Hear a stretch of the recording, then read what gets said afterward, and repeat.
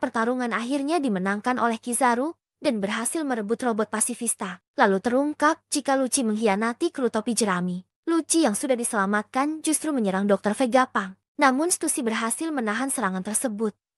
Meskipun dia harus terluka sangat parah. Setelah itu Zoro dengan sigap langsung menghadapi Lucci. Sedangkan Sanji dengan cepat menembakkan gelombang batu laut ke arah Kaku untuk mengantisipasinya jika dia juga ikut menyerang Dr. Vegapunk. Kemudian Kizaru dengan kecepatan cahayanya masuk ke dalam lab Dr. Vegapunk serta menembus pertahanan laser dari Dr. Vegapunk. Kizaru hendak menyerang kru topi jerami yang kabur menggunakan Vega Force One dengan memegang Thousand Sunny. Namun Luffy secara sigap menahan serangan Kizaru dengan menggunakan tendangannya. Luffy mengatakan kepada Kizaru bahwa kami sudah jauh lebih kuat dari saat 2 tahun yang lalu Kizaru.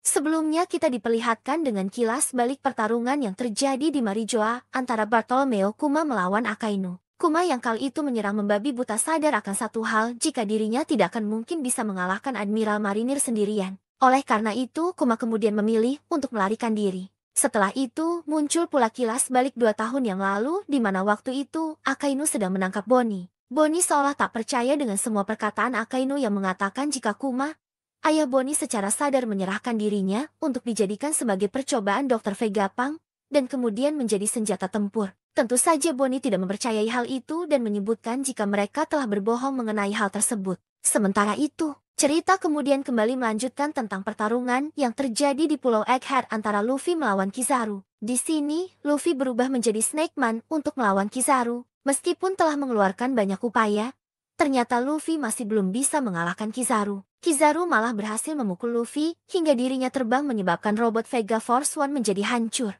Setelah melihat Luffy yang dikalahkan oleh Kizaru, Bonnie turun tangan untuk membalas serangan Sang Admiral. Namun serangan Bonnie tidak berarti apa-apa bagi Sang Admiral tersebut. Setelah melihat semuanya lengah, Kizaru kemudian mendatangi Dr. Vegapunk dan akan menghabisi nyawanya. Namun tiba-tiba dalam wujud Gear 5 Luffy muncul dan menangkap tangan Kizaru. Semua orang yang melihat hal tersebut sangat kaget termasuk Dr. Vegapunk. Karena Luffy kali ini berduel dengan wujud Gear 5 yang membuat semua orang melotot tak percaya. Sementara itu ketika pertarungan sengit keduanya tengah berlangsung, mereka tidak sadar jika ternyata ada sesosok robot kuno yang tiba-tiba saja bangkit setelah mendengar detak jantung Nika milik Luffy. Diperlihatkan keadaan Kizaru yang dicengkram oleh Luffy dengan wujud Gear kelima. Ekspresi Kizaru saat itu biasa saja dan sangat tenang. Saat itu Dr. Vegapunk memutuskan untuk melewati fase Fabirio bersama dengan Atlas dan juga Sanji. Hal itu dilakukan untuk menyelamatkan Bonnie dan juga mengubah perintah pasifista dengan chip otoritas.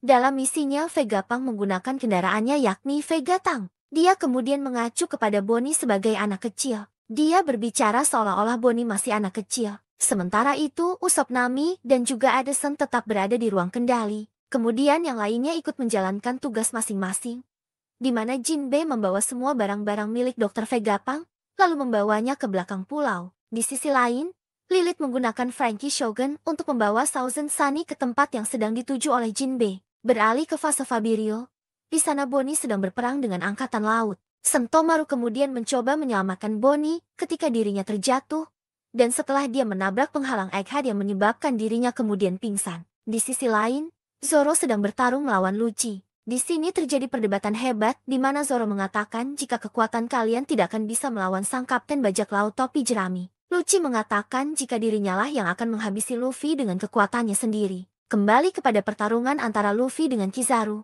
Luffy membuat Kizaru kewalahan dan membuat Kizaru terlempar ke arah laut. Setelah menyadari jika dirinya akan terjatuh ke laut, Kizaru kemudian secara spontan kembali menciptakan beberapa cloning dirinya dengan menggunakan cahaya. Cloningan milik Kizaru kemudian berhasil melukai Luffy dengan menggunakan pedang cahayanya. Luffy kemudian membalas serangan Kizaru dengan untuk menghancurkan semua cloning milik Kizaru. Ternyata dari semua klon tersebut, tidak ada tubuh asli Kizaru sama sekali. Kizaru ternyata kembali ke ruang kendali dan hendak menghabisi Dr. Vegapunk.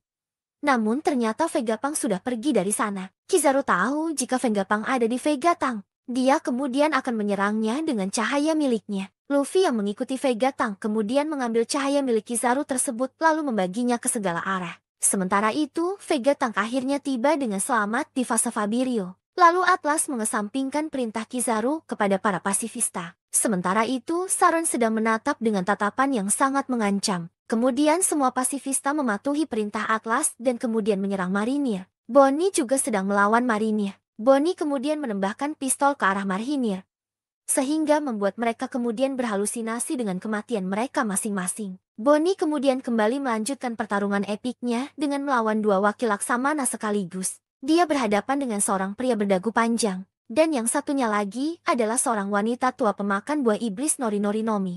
Wanita tua tersebut memiliki kekuatan yang memungkinkan dirinya untuk mengendari dan mengendalikan salah satu pasifista, sehingga Bonnie tidak mampu berbuat banyak untuk melawan mereka berdua. Lama, Sanji kemudian melompat ke Vega Tank 8 dan menyelamatkan Bunny. Namun tiba-tiba terjadi hal aneh, di mana muncul lingkaran ajaib di tengah pulau Egghead berupa bintang dan juga simbol angka 5 bersamaan dengan munculnya ledakan api dan juga petir hitam. Kemudian muncul pengumuman dari salah seorang marinir yang mengatakan jika Saint Saren ada di pulau tersebut. Sementara itu, seorang seperti marinir tidak diperbolehkan untuk melihat Saren. Jika saja mereka berani menatap matanya secara langsung, maka kepala orang tersebut akan meledak. Adegan kemudian beralih ketika Luffy masih bertarung melawan Kizaru.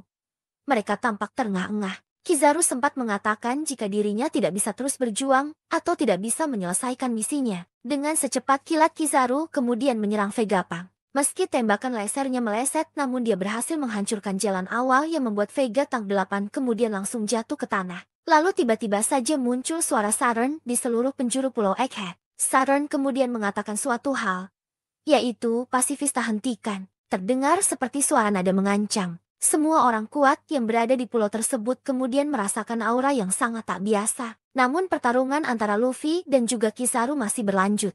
Luffy menyusul Kizaru. Kemudian Luffy memukul Kizaru dengan serangan barunya yakni Gomu Gomu no Stargan. Sehingga pukulan Luffy tersebut berhasil melukai wajah Kizaru yang kemudian menimbulkan efek banyak bintang. Kizaru menyadari jika hal ini akan sangat buruk. Lalu mereka berdua kemudian sama-sama jatuh ke tanah. Saren menatap Luffy ketika dia sedang terjatuh dan menyebutkan kata-kata bahwa Nika seperti tengah menyadari sesuatu. Lalu Saren kemudian berhadapan dengan Bonnie, Sanji, Vegapunk dan juga Franky. Nampak di sana Bonnie kemudian berhasil menusuk dada Saren dengan menggunakan pedang miliknya. Terlihat wakil Aksamana bersiap untuk membantu Saren. Namun Saren kemudian memerintahkan kepada mereka untuk mundur. Dia mengatakan jika sebenarnya dengan sangat mudah bisa menghindari serangan pedang Bonnie barusan. Kemudian dia mencabut pedang tersebut, lalu secara ajaib darah di tubuhnya kemudian menghilang. Saren kemudian mengeluarkan aura dari matanya untuk berhadapan dengan Bonnie dan juga Sanji. Namun anehnya kepala mereka berdua tidak meledak, meskipun Bonnie dan juga Sanji terluka di kepala akibat serangan Saren. Lalu Kizaru kemudian menyampaikan permintaan maafnya kepada Saren. Saren kemudian mengatakan jika Kizaru sangat lambat menyelesaikan pekerjaannya. Kemudian Saren yang tiba-tiba saja akan menginjak Luffy yang sudah tak berdaya di tanah. Namun Franky kemudian menyelamatkan Luffy dengan tangannya. Vegapunk, Bonnie, Sanji, dan Franky tidak berdaya dan tidak dapat bergerak lantaran kekuatan misterius dari Saren. Dr. Vegapunk mengatakan jika ini bukanlah reaksi dari kekuatan ilmiah, melainkan kekuatan dari buah iblis. Kemudian memperlihatkan Saren meremas Bonnie. Bonnie saat itu mengatakan kepada Saren jika dirinya lah yang telah menghabisi ayahnya. Adegan lalu berpindah ke kilas balik. Saat Kuma memberitahu Bonnie ketika dirinya masih muda dulu mengenai nikah. Saat itu Kuma mengatakan kepada Bonnie jika dia ingin menjadi seorang pahlawan sehingga dapat memerdekakan orang lain layaknya nikah. Kembali ke masa sekarang di mana Saren mengatakan kepada Bonnie jika ayahnya merupakan orang dari ras Bakenir, yang mana mereka merupakan orang-orang yang pernah melakukan kejahatan di masa lalu. Adegan kemudian berpindah lagi ke masa lalu yakni tepatnya pada 47 tahun silam, menceritakan mengenai kisah Kuma yang berasal dari keluarga yang normal. Dia memiliki seorang ibu yang hanya manusia biasa sedangkan sang ayah merupakan seorang Bakenir. Suatu hari informasi mengenai identitas Kuma bocor sehingga seluruh keluarga Kuma kemudian ditangkap lalu dijadikan sebagai budak di Marijoa. Suatu hari ayah Kuma mengatakan sebuah cerita yang berkaitan dengan legenda nikah. Kala itu ayah Kuma mengatakan jika legenda tersebut telah turun-temurun diceritakan di kalangan ras Bakenir. Ayah Kuma kemudian membunyikan suara genderang pembebasan, lalu saat itu Kuma yang masih kecil ikut menari bersama dengan lantunan genderang tersebut.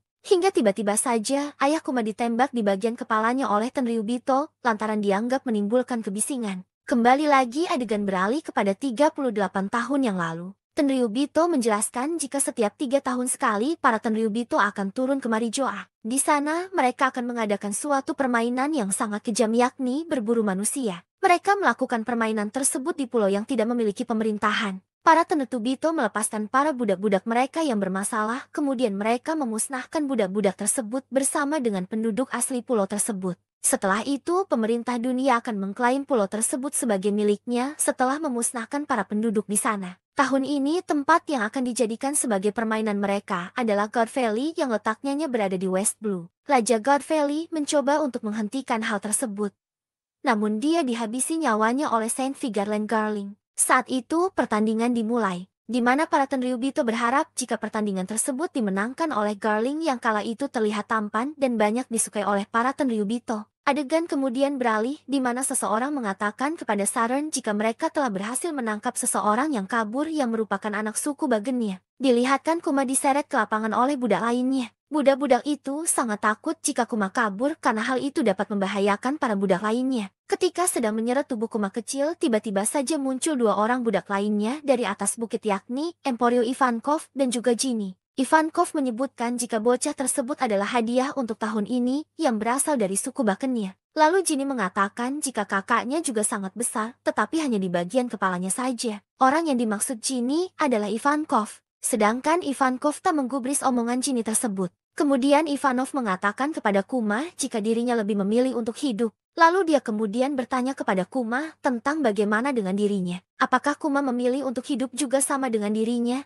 Atau lebih memilih untuk menyerah dan mati. Kemudian diperlihatkan bajak laut rak datang ke God Valley. Dilihatkan Kaido, Shiki, Charlotte, Lin, dan lainnya di sana. Sementara itu, Monkey D. Garp juga dikirim ke sana untuk menemui mereka. Diperlihatkan juga salah satu kru bajak laut rak lainnya yakni Gloriosa yang berasal dari Amesan Lily. Dalam turnamen budak tersebut terdapat sebuah peti yang akan diberikan kepada pemenang yang ternyata berisikan buah iblis. Di antara buah iblis yang menjadi hadiah tersebut adalah buah iblis milik Kaido dan juga milik Kuma. Di sisi lain dalam kesempatan kali ini, Kuma dan Ivankov memiliki rencana lain yakni mencuri buah iblis tersebut dan segera menggunakannya untuk melarikan diri. Setelah Ivankov berhasil mencuri peti yang berisi buah iblis, tiba-tiba dirinya diserang oleh Big Mom padahal di dalam peti tersebut berisi buah iblis Wowonomi. Sedangkan buah iblis lainnya yakni Niku Nomi berhasil diambil lebih dulu oleh Kuma dan dia pun memakannya. Di sisi lain diperlihatkan kelompok bajak laut Raja datang ke God Valley. Saat itu, Roger masih mengenakan topi jerami yang sebelumnya sudah diwariskan kepada Shanks. Lalu Shanks mewariskannya kepada Luffy saat ini. Berpindah menuju kerajaan Sorbet yang kemudian menjadi tempat bersembunyi bagi Ivankov, Ginny, dan juga Kuma. Setelah 8 tahun kejadian yang menimpa God Valley, diceritakan di kerajaan Sorbet. Hampir 1 dekade telah berlalu setelah Ivankov dan Ginny bertemu dengan Kuma. Saat ini usia Kuma adalah 17 tahun dan dia telah menjadi seorang pendeta. Karena buah iblisnya Kuma kini mampu menyembuhkan orang sakit dan lanjut usia dari rasa sakit yang mereka rasakan. Sehingga Kuma diberi sebutan dengan tangan ajaib oleh orang-orang desa. Sementara itu, Ginny juga saat ini sudah berusia 21 tahun dan sudah tumbuh menjadi gadis yang sangat cantik dan sangat populer di kalangan pemuda setempat. Di desa tempat mereka tinggal sedang terjadi krisis di mana banyak warga yang mengeluh tentang raja baru mereka yang berhati dingin dan juga pelit. Dia sering memaksa orang lemah dan sakit untuk membayar upeti kepada dirinya. Di sisi lain dilihatkan bagaimana upaya Kuma untuk menyembuhkan orang lain, yaitu dengan mengorbankan dirinya sendiri. Ginny yang melihat hal itu ternyata sedih dan sakit hati karena Kuma jadi pelampiasan rasa sakit orang-orang yang telah dia sembuhkan. Dan ketika Kuma berusia 22 tahun, Ginny secara belak-belakan melamar Kuma.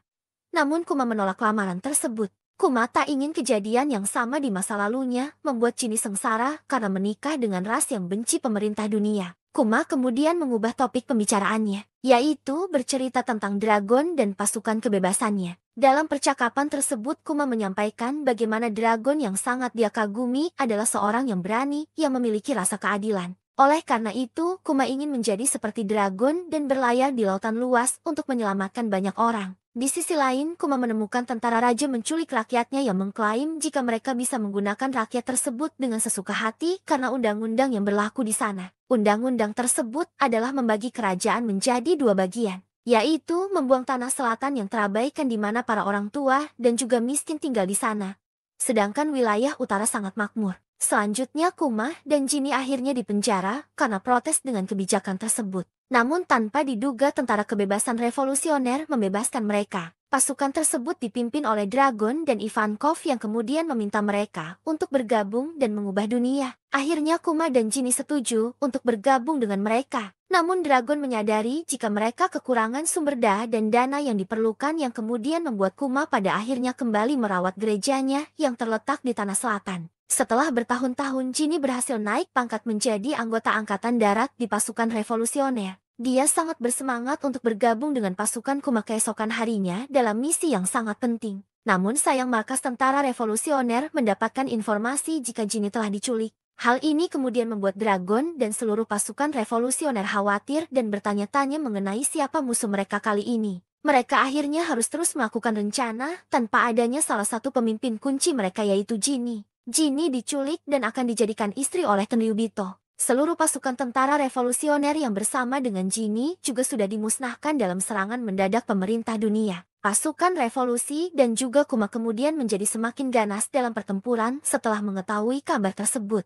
Tentara revolusioner menjemput orang-orang dari kerajaan Gua, dan Kuma juga berteleportasi ke pulau lain untuk membantu para pemberontak. Kuma berhasil mengakhiri pertempuran di pulau itu sendirian. Sedangkan Bonnie adalah anak yang lahir dari Jinny dan Tenryubito. 2 tahun kemudian Jinny terjangkit suatu penyakit yang sangat mematikan yang membuat seluruh tubuhnya akan menjadi biru dan kulit mereka akan menjadi keras seperti batu jika terkena sinar matahari. Ini adalah jenis penyakit yang sangat langka dan sangat mematikan yang lebih parah dari penyakit Amberle Syndrome yang pernah menimpa lo dulu. Karena penyakit tersebut, Jinny akhirnya dilepaskan oleh Tenryubito. Dia lalu kembali ke kerajaan Sorbet dan meninggalkan Bani bersama dengan para tetua yang ada di pulau tersebut. Sebelum sempat bertemu dengan yang lainnya, Jinny kemudian meninggal. Kuma yang menemukan Jinny sudah tak bernyawa, kemudian membaringkan Jinny untuk beristirahat. Setelah itu, Kuma memutuskan untuk merawat dan membesarkan Bonnie dengan bantuan dari para tetua. Tak disangka Bonnie ternyata mengedah penyakit Severska juga yang kemudian membuat Kuma fokus merawat Bonnie dan keluar dari tentara revolusioner.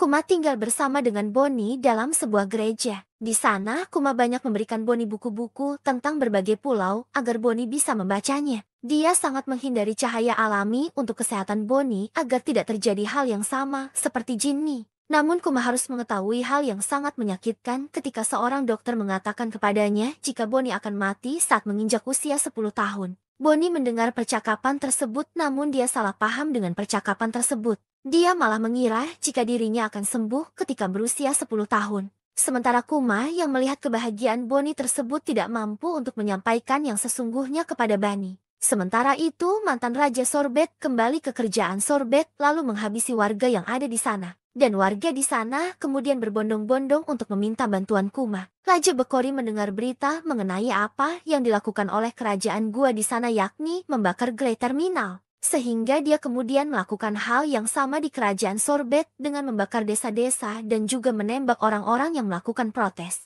Kuma yang mengetahui hal itu kemudian marah dan menghancurkan istana dan mengalahkan Raja Bekori sendirian. Kuma kemudian menjadi raja baru di kerajaan Sorbet atas permintaan rakyat di sana. Namun dirinya ternyata masih tinggal di gereja dan yang menjalankan kerajaan Sorbet adalah Raja Bodol. Suatu hari, Bonnie diketahui memakan buah Toshi-Toshinomi namun tidak secara sengaja. Raja Bulldog kemudian membawa berita buruk kepada Kuma jika mantan Raja Bekori melarikan diri lagi dan saat ini pemerintah dunia malah berada di pihaknya. Pemerintah dunia membantu Bekori agar bisa kembali merebut kerajaan Sorbet. Kuma saat itu berniat untuk menghancurkan Bekori selamanya meskipun setelah itu dirinya tidak bisa lagi berada di kerajaan Sorbet. Setelah berhasil menenggelamkan semua kapal yang membantu Bekori, Kuma kemudian melarikan diri ke laut dan memutuskan untuk menjadi bajak laut. Sehingga membuat dirinya kemudian menjadi buronan dengan harga bounty yang sangat tinggi. Di sisi lain, Bonnie tinggal bersama dengan Connie di kastil kerajaan Sorbet. Dirinya terus mencari obat untuk menyembuhkan penyakit Bonnie. Kemudian Kuma kembali bertemu lagi dengan Dragon yang kala itu Dragon memberitahu Kuma jika Ivankov dan Inazuma sudah ditangkap dan dipenjara. Sementara itu, Kuma kini sudah menjadi Raja Tilan dan menjadi bajak laut. Cerita berlanjut di Kilas Balik Kuma. Kizaru beserta anak buahnya datang ke markas Dr. Vegapunk. Markas lainnya yang terletak di Panghazard telah meledak yang terjadi secara misterius. Saat itu, Kizaru membawa Danden Mushi Saint Saren kepada Dr. Vegapunk. Yang mana inti dari pembicaraan tersebut adalah meminta agar Dr. Vegapunk mau membuat Kuma dijadikan sebagai bahan percobaan alias senjata dari manusia yang berbentuk pasifista. Meski pada awalnya Dr. Vegapunk tidak menyetujui hal tersebut lantaran dia sama saja dengan menghabisi nyawa manusia. Dan parahnya lagi, hal itu juga akan membuat Kuma menjadi senjata seutuhnya yang tidak memiliki akal serta perasaan. Namun pada akhirnya, Dr. Vegapunk harus melakukan hal tersebut. Karena Saint Saron telah melakukan hal licik yakni menyendera Bonnie sehingga pada akhirnya operasi pun tetap dilanjutkan. Tak hanya itu, Dr. Vegapunk juga melakukan operasi kepada Bonnie untuk menyembuhkan penyakit langkanya yakni Silver Scale. Setelahnya mereka berdua melakukan operasi yang memakan waktu hampir 2 tahun lamanya. Dan setelah 2 tahun itu, Bonnie kemudian dikembalikan ke kerajaan Sorbet, namun tidak bebas.